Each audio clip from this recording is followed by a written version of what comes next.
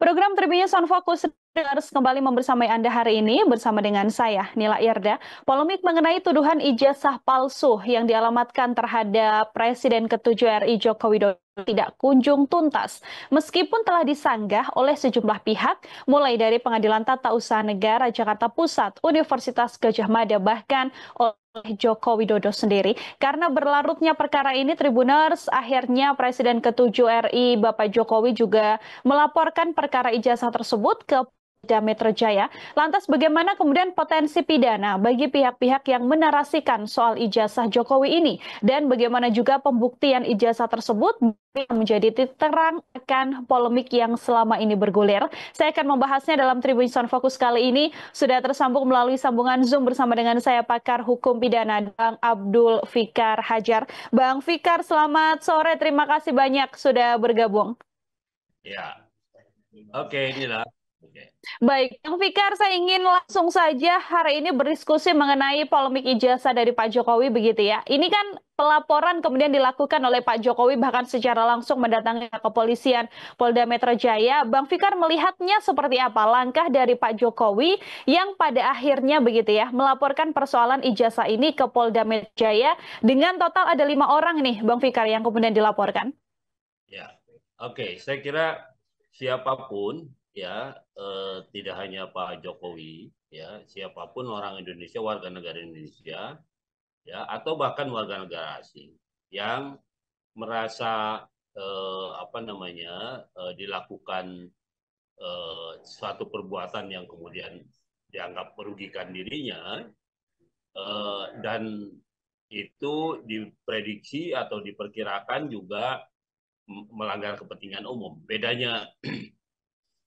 Bedanya melanggar kepentingan diri sendiri itu, dalam hukum itu dikualifikasi sebagai kepentingan keperdataan, gitu ya. Tetapi kalau di dalam pelanggaran atau perbuatan itu ada aspek kepentingan umumnya, maka dia menjadi pidana. Ya, biasanya diatur di dalam pasal pidana. Umpamanya mencemarkan nama baik orang itu kan sesungguhnya cuma orang, ya, cuma satu dua orang yang dirugikan, yang dicemarkan namanya, gitu ya. eh, Dia bisa menuntut secara perdata, dalam hal ini umpamanya dia menggugat si pencemar dan sebagainya. Tetapi karena pencemaran nama baik itu, kalau dibiarkan umpamanya, tidak mustahil akan terjadi pada orang juga, jadi yang dilakukan oleh orang yang sama umpamanya, maka pencemaran nama baik itu bergeser menjadi pidana. Nah, karena itu ada pengaturan mengenai pencemaran nama baik, ya, baik di KUHP maupun di undang-undang yang lain, umpamanya undang-undang ITE.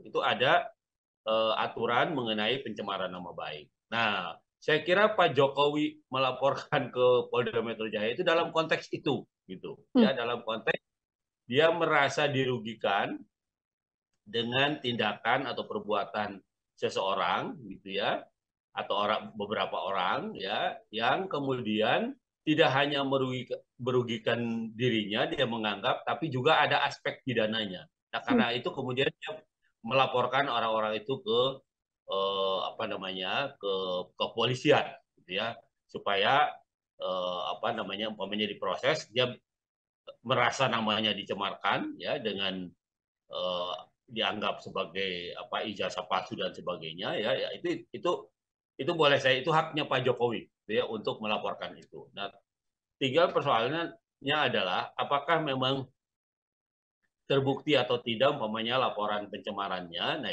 itu soal proses peradilannya. Begitu, Hmm. Irna. Oke, dan kemudian terkait potensi pidana atau pasalnya, ini kan artinya pasal pencemaran nama baik begitu ya, Bang Fikar ya. Ini bagaimana potensi pidananya, Bang? Iya, eh, sebenarnya kalau mengacu kepada hukum pidana biasa, KUHP, gitu ya, pencemaran nama baik itu ancaman hukumannya 9 bulan cuma, Hmm? ya, 9 bulan. Nah, kecuali kalau di Undang-Undang ITE, ya, Undang-Undang ITE itu pencemaran nama baik di pasal 28 ayat 3 kalau nggak salah, ya, muatan muatan internet ya, yang muatan atau dokumen elektronik yang mencemarkan nama baik orang gitu ya. Itu bahkan ancamannya sampai 4 tahun kalau nggak salah itu. Ya, lebih lebih besar. Kenapa? Rasionya begini. Penyebaran eh, penyebaran pencemaran nama baik di ruang publik biasa tanpa internet itu eh, lebih lebih kecil skupnya gitu. Artinya dia hanya terjadi mungkin di satu tempat saja gitu, di satu tempat, di satu daerah atau bahkan cuma di satu kota. Tetapi kalau melalui internet ya, melalui dunia siber ya, maka pencemaran itu tidak hanya didengar atau dilihat oleh orang per orang di satu kota, tapi juga dia bisa menyeluruh, bahkan tidak hanya satu negara mungkin, karena bisa dipantau oleh orang lain. Nah itu kenapa kenapa pencemaran nama baik di internet itu ancaman hukumannya lebih tinggi. Begitu. Oke, ini kan persoalannya adalah persoalan yang sedianya sudah lama berlangsung begitu ya, Bang Fikar ya, menyoal ijazah dari Pak Jokowi. Nah, dalam statementnya tadi, Pak Jokowi ini juga sudah menunjukkan kepada penyidik, ada ijazah mulai dari ijazah SD, SMP, SMA, bahkan yang terakhir di perkuliahan di Universitas Gadjah Mada begitu ya, yang memang ini menjadi salah satu poin yang selalu disampaikan oleh para orang-orang yang mengatakan bahwa ijazah Pak Jokowi ini palsu. Mengenai ijazah yang kemudian ditunjukkan kepada penyidik ini, apakah dari kacamata Bang Fikar, ini juga bisa menjadi salah satu bukti kuat yang bisa menguatkan bahwa memang ada pencemaran nama baik dan juga fitnah begitu ya terhadap Pak Jokowi, Bang Fikar? Oke, karena tuduhannya adalah ijazah palsu, gitu ya. Maka ketika orang yang dituduh memiliki ijazah palsu, dia harus membuktikan sebaliknya bahwa Hmm. ijazahnya palsu. Nah, itu yang menjadi pokok. Jadi artinya berjalan atau tidaknya proses perkara pidana yang dilaporkannya itu akan tergantung pada pengujian apakah ijazah yang ditunjukkan yang oleh orang-orang yang dilaporkan itu ya sebagai palsu, apakah itu palsu atau tidak. Nah, itu yang jadi soal gitu ya. Kalau dia tidak palsu, maka bukti atas laporan pidana pencemaran nama baiknya itu sangat terbuka gitu. Artinya memang orang-orang itu keliru menyatakan itu ijazah palsu, padahal itu umpamanya ijazah asli gitu. Nah, tetapi sebaliknya untuk membuktikan itu ijazah asli ya umpamanya tidak cukup hanya dinyatakan oleh orang yang dituduh punya ijazah palsu, tetapi juga harus ada keterangan dari satu instansi atau lembaga yang mengeluarkan ijazah tersebut. Hmm. Ya, itu ya, yang menjadi penting gitu. Nah, karena itu berjalan atau tidaknya laporan pidana mengenai ijazah palsu ini akan bergantung pada apakah proses pembuktian bahwa ijazah yang dituduh palsu itu memang asli gitu. Memang ada asli, tidak palsu, memang tidak palsu. Nah, itu akan bergantung itu. Kalau pembuktian itu sudah jalan, maka tinggal kemudian pencemaran nama baik, penghinaan atau apapun yang dilaporkan itu bisa bisa diproses. Hmm. Intinya ada di situ. Begitu. Oke, artinya tidak hanya ditunjukkan saja kepada penyidik begitu ya, Bang Fikar ya, tapi harus ada statement dari pihak-pihak yang kemudian mengeluarkan ijazah tersebut, diantaranya ya pihak SMP, SMA, sampai dengan perkuliahan. Meskipun sudah ada tes forensik digital, tadi juga disinggung soal hal tersebut, ini juga masih belum bisa membuktikan kiranya tidak ada statement dari orang yang mengeluarkan ijazah ini, Bang Fikar? Iya, artinya tes forensik digital ya boleh saja, Hmm. tetapi di dalam hukum pidana itu yang diakui sebagai alat bukti adalah pertama keterangan saksi, ya, yang kedua bukti surat, ya, yang ketiga bukti keterangan orang yang dituduh itu sendiri, keterangan ahli, gitu ya, kemudian keterangan orang, juga bukti petunjuk. Petunjuk itu adalah gabungan dari beberapa alat bukti yang disimpulkan menjadi satu petunjuk. Nah, itu juga alat bukti. Nah, artinya apa?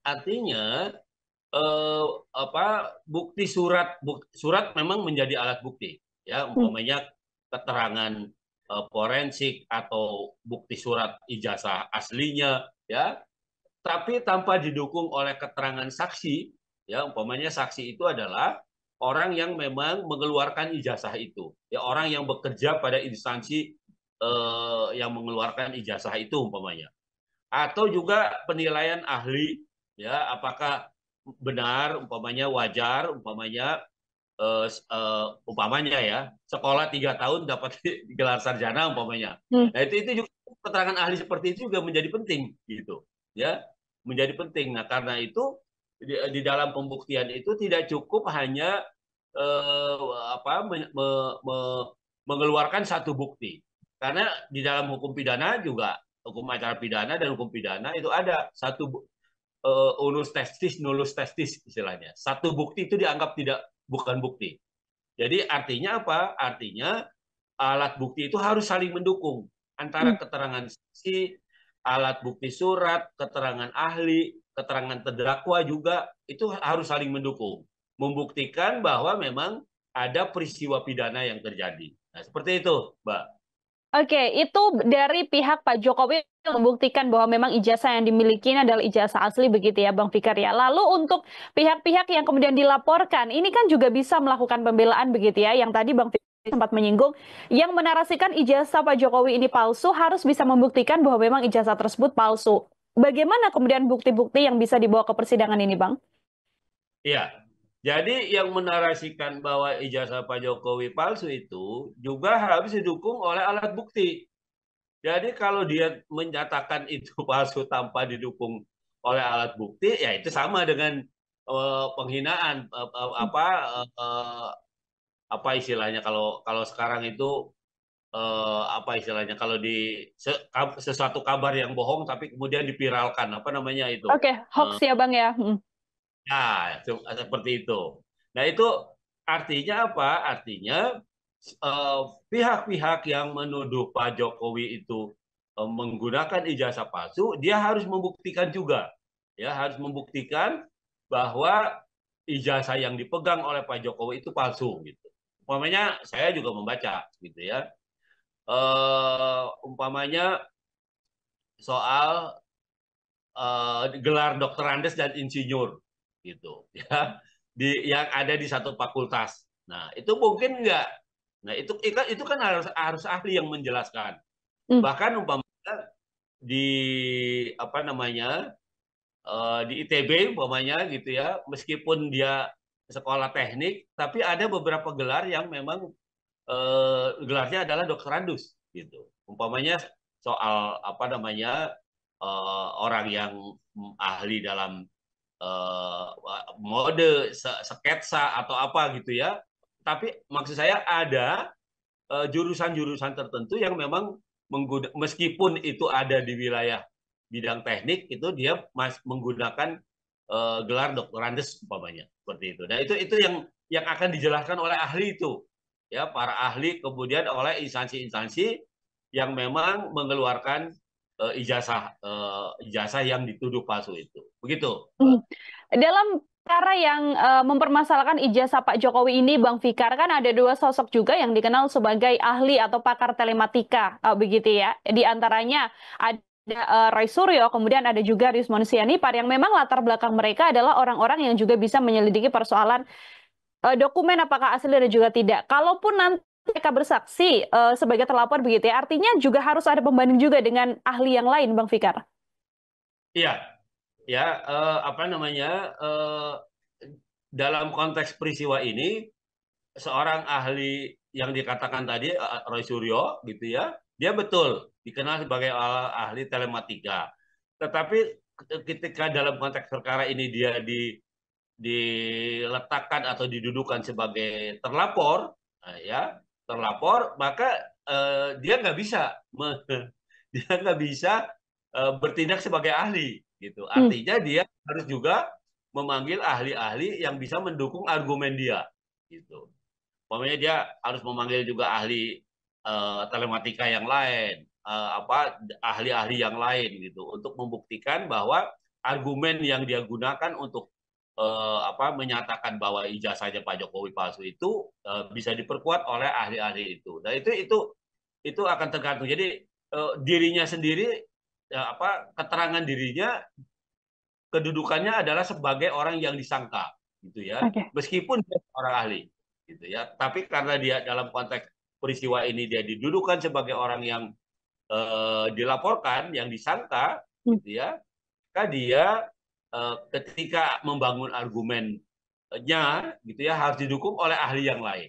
Jadi tidak Hmm. bisa hanya diri sendiri. Begitu, Mbak. Oke, harus ada hal yang lain juga yang kemudian memperkuat begitu ya statement yang pertama kali disampaikan oleh Roy Suryo CS ini. Ini pelaporannya tidak hanya dilayangkan oleh Pak Jokowi saja yang pada akhirnya hari ini juga melaporkan begitu ya Bang Fikar ya. Tapi total dari hari-hari sebelumnya kalau bisa saya katakan bahkan sudah ada 5 laporan begitu ya soal dugaan penghasutan atau dugaan penyemaran nama baik yang orang-orang yang dilaporkan ini adalah orang-orang yang sama. Kalau dari eh, hukum pidana sendiri seperti apa, Bang? Apakah kemudian nantinya ke sosok-sosok ini akan bisa dijerat pasal berlapis terkait masing laporan ini, atau laporannya akan dijadikan menjadi satu dan pidananya akan menjadi satu sekaligus, Bang? Ya, jadi dalam hukum pidana itu eh, peristiwa satu peristiwa walaupun boleh dilaporkan oleh berbagai pihak, ya, tapi peristiwanya ya tetap satu peristiwa, begitu Hmm. ya, harus dilihat sebagai satu peristiwa. Bahwa para pihak melaporkan, nah persoalannya adalah yang pertama, dia punya legal standing nggak, gitu. Legal standing itu artinya kedudukan hukum nggak. Kalau Pak Jokowi sebagai orang yang disangka mempunyai dan menggunakan ijazah palsu, dia pasti punya legal standing karena dia punya kepentingan. Nah, tapi orang lain, ya, orang lain yang melapor, nah itu masih harus diuji, Hmm. ya, masih harus diuji. Kenapa? Karena kalaupun dia akan menjadi saksi pelapor, maka akan diuji yang pertama, apakah dia melihat, apakah dia mendengar, apakah dia merasakan sendiri, ya, perbuatan yang dia laporkan sebagai tindak pidana itu. Nah, itu kriteria saksi. Hmm. Kalau mendengar itu atau melihat itu atau ya, mendengar dan melihat dan merasakan itu didasarkan pada katanya, ya, kata si anu, itu nggak bisa, ya, itu gugur tuh, kesaksian yang seperti itu akan gugur, gitu. Yang disebut sebagai saksi atau yang punya legal standing sebagai saksi adalah orang yang melihat langsung, mendengar langsung, menyaksikan langsung, bahkan merasakan langsung. Itu yang disebut sebagai saksi. Hmm. Begitu, Mbak. Oke, baik. Dari saya terakhir, Bang Fikar, ini dalam hukum pidana sendiri begitu ya kan? Ini kan persoalan yang sedianya sudah sempat digaungkan juga bahkan ketika Pak Jokowi ini masih menjabat sebagai presiden, menyoal pemalsuan ijazah atau ijazah palsu dan sebagainya. Kalau dalam hukum pidana sendiri, seperti apa sih Bang pidana bagi orang-orang begitu ya? Atau bahkan dalam hal ini pejabat publik yang diduga melakukan pemalsuan ijazah begitu. Apakah ini juga termasuk pidana berat bagi seorang pejabat publik, Bang? Ya, saya kira gini, sebagai kan baru keluar ya putusan Mahkamah Konstitusi yang menyatakan bahwa eh, yang namanya instansi, ya, yang namanya kelembagaan itu tidak bisa dia dikualifikasi sebagai atau punya legal standing sebagai orang korban yang nama baiknya dicemarkan. Nah, Pak Jokowi sebagai presiden itu pun lembaga, gitu. Jadi kalau kalau yang dicemarkannya itu lembaganya, ya, tidak punya legal standing kata Mahkamah Konstitusi begitu. Hmm. Jadi lembaga itu tidak bisa melaporkan orang, ya. Jadi sekeras apapun orang menyatakan bahwa sebuah institusi itu jelek atau tidak melayani masyarakat dengan baik dan sebagainya, dia nggak bisa melaporkan orang itu sebagai pencemaran nama baik dan sebagainya. Nah, jadi itu yang harus dilihat. Nah, karena itu mungkin ya, ini baru terapaan saya. Pak Jokowi baru sekarang dia melaporkan. Karena waktu itu dia hanya masih sebagai presiden. Nah, Jokowi sebagai presiden itu lembaga. Ya, presiden Oke. itu lembaga, pun orangnya ganti-ganti. Karena itu orangnya ganti-ganti. Ya, sekarang Pak Prabowo umpamanya. Sebelum Pak Jokowi ada Pak SBY umpamanya, ada siapa, Ibu Mega dan seterusnya. Nah, lembaga kepresidenan itu adalah kelembagaan, institusi dia. bukan orang. Nah, karena itu mungkin dia baru lapor sekarang gitu. Ketika masih ada orang mempersoalkan ijazahnya sebagai ijazah palsu, maka tuduhan itu sudah terhadap Jokowi pribadi Oke. gitu. Kalau kemarin Jokowi sebagai presiden nggak bisa dia nuntut. Lagi pula itu dia melawan rakyatnya kalau terjadi itu, ya kan? Nah, sekarang karena dia sudah lepas hanya sebagai Jokowi tok, maka kemudian dia melawan sekarang ya dengan mengadu dan memprosesnya secara hukum. Nah, soal apakah tindakan ini memberatkan dan sebagainya gitu ya. Nah, itu tadi saya bilang ya di pasal 310 KUHP itu ya itu tadi ancamannya cuma 9 bulan ya. Ancaman pidananya cuma 9 bulan. Kecuali kalau penghinaannya itu melalui siber, melalui dunia internet, melalui informasi elektronik atau dokumen elektronik. Nah, itu lebih tinggi malah ancaman hukumannya. Ya, jadi seperti itu. Nah, jadi kita lihat saja siapa yang bisa membuktikan apakah orang-orang yang menggunjingkan soal kepalsuan ijazahnya Pak Jokowi atau justru sebaliknya. Pak Jokowi bisa membuktikan bahwa orang-orang itu sudah mencemarkan nama baiknya, sudah menghina dan seterusnya, dan proses pidana itu bisa dijalankan. Makanya kita lihat ya bagaimana polisi mencoba umpamanya mencari pembuktian. Tentu saja kalau laporannya Pak Jokowi akan di follow up atau akan ditindaklanjuti, maka polisi harus memanggil atau meminta keterangan dari lembaga-lembaga yang berkaitan dengan pengeluaran ijazahnya Pak Jokowi. Saya kira begitu. Oke, ini berarti sudah memasuki babak untuk bagaimana kemudian saling membuktikan ya, Bang Fikar, ya nanti seiring berjalannya persidangan soal pelaporan juga yang dilaporkan oleh Pak Jokowi seperti itu. Baik, Bang Fikar, luar biasa sekali. Terima kasih banyak untuk kesempatan dan juga penjelasan gambangnya mengenai polemik ijazah Pak Jokowi ini. Semoga di lain kesempatan Bang Fikar ada waktu kembali untuk berdiskusi. Sekali lagi terima kasih banyak Bang Fikar. Selamat beraktivitas kembali. Selamat sore, Bang Fikar. Baik, Tribuners, demikian obrolan saya bersama dengan pakar hukum pidana Bang Abdul Fikar Hajar dalam Tribunson Fokus kali ini. Nantikan obrolan saya dengan sejumlah narasumber lain dan tema-tema lain hanya dalam Tribunson Fokus. Sekarang waktunya Nila Irda untuk pamit diri. Terima kasih banyak dan sampai jumpa. Download Tribun X sekarang. Menghadirkan lokal menjadi Indonesia.